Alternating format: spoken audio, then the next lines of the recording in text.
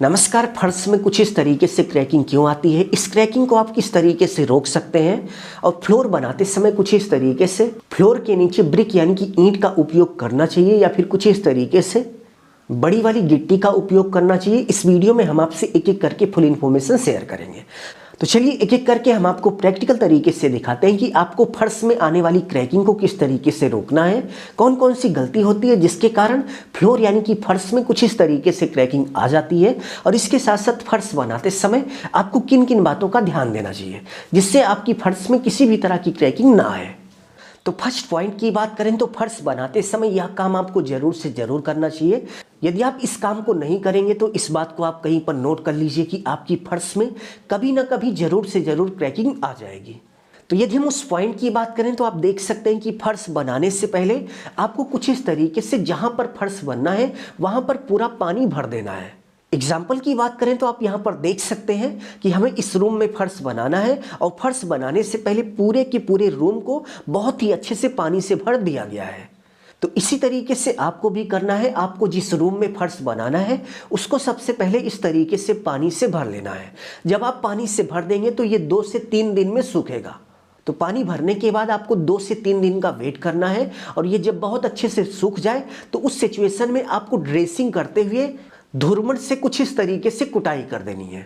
कुछ मिस्त्री तो बहुत अच्छा करते हैं, लेकिन बहुत सारे मिस्त्री ऐसे भी होते हैं कि कुटाई करते समय वो बहुत ज़्यादा एफर्ट का इस्तेमाल नहीं करते और जल्दबाजी में कुटाई करके फर्श बना देते हैं।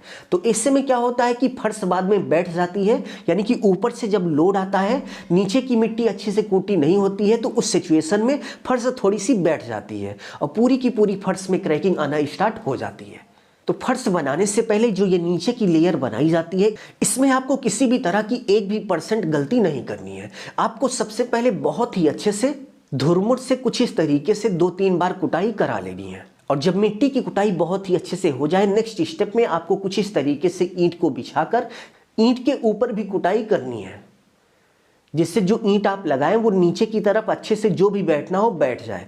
नहीं तो फर्श बनने के बाद जब ये बैठेगी तो आप ये मान के चलिए कि आप चाहे जिस मटेरियल का इस्तेमाल करें, आप फर्श चाहे जितनी मजबूत बनाएं, फर्श में कुछ इस तरीके से क्रैकिंग जरूर से जरूर आ जाएगी। नेक्स्ट पॉइंट की बात करें तो आप देख सकते हैं कि कभी कभी कुछ इस तरीके से फर्श की ऊपरी सतह पर, यानी कि फर्श के ऊपर जो हम सीमेंट की बहुत ही पतली लेयर बिछाते हैं फर्श को बिल्कुल चिकना बनाने के लिए, उस लेयर में क्रैकिंग आ जाती है। तो इस क्रैकिंग से बचने के लिए यदि आपको फर्श में यानी कि फ्लोर में टाइल्स वगैरह नहीं लगानी है तो आपको कुछ इस तरीके से कांच लगा देना है। यदि आप कांच लगाएंगे तो आप ये मान के चलिए कि आपकी फर्श की ऊपरी परत पर कभी भी क्रैकिंग नहीं आएगी। आप देख सकते हैं कि यहाँ पर कांच लग रहा है। इस कांच का मतलब यही होता है कि फर्श की ऊपरी सतह पर किसी भी प्रकार की क्रैकिंग ना आए। नेक्स्ट पॉइंट की बात करें तो आप देख सकते हैं कि फर्श बनाते समय कुछ इस तरीके से फर्श के नीचे ईंट डाली जाती है और कुछ इस तरीके से बेसाल्ट यानी कि बड़ी वाली गिट्टी डाली जाती है। तो यहाँ पर क्वेश्चन उठता है कि यदि हम रेजिडेंशियल हाउस के लिए फर्श बना रहे हैं तो उस सिचुएशन में ज़्यादातर कुछ इस तरीके से फर्श के नीचे ब्रिक यानी कि ईंट डाली जाती है। तो क्या ये सही है या फिर गलत? तो यदि आप नॉर्मली घर के लिए फर्श बना रहे हैं तो उस सिचुएशन में फर्श बनाते समय आप फर्श के नीचे कुछ इस तरीके से ईंट का उपयोग कर सकते हैं, आपको किसी भी तरह की दिक्कत नहीं आएगी। और यदि आप दुकान या फिर स्कूल कॉलेज या फिर किसी फैक्ट्री वगैरह के लिए फर्श बना रहे हैं तो आपको फर्श के नीचे कुछ इस तरीके से बेसाल्ट यानी कि बड़ी वाली गिट्टी का उपयोग करना चाहिए। तो अभी के लिए बस इतना ही। उम्मीद है आपको बहुत ही अच्छे से समझ में आ गया होगा कि फर्श में आने वाली क्रैकिंग को आप किस तरीके से रोक सकते हैं। अभी के लिए बस इतना ही। अपना ख्याल रखिए और अपने मम्मी पापा का अपने से भी ज़्यादा ख्याल रखिए। इसी भाव के साथ आप सभी से विदा लेते हैं। धन्यवाद।